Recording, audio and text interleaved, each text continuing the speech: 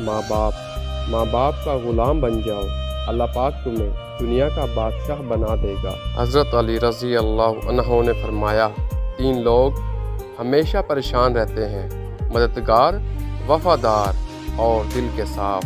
حضرت علی رضی اللہ عنہ نے فرمایا، تکلیف میں ہمیشہ صبر سے کام لیا کرو، کیوں نہ سونے کو آگ سے آزمایا جاتا ہے اور مومن کو تکلیف سے۔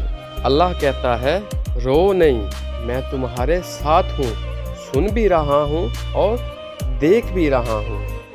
لوگ کہتے ہیں ہوتا وہی ہے جو نصیب میں لکھا ہو۔ اللہ پاک قرآن میں کہتے ہیں، تم مجھے پکار کر تو دیکھو، میں نصیب بدلنے پر قادر ہوں۔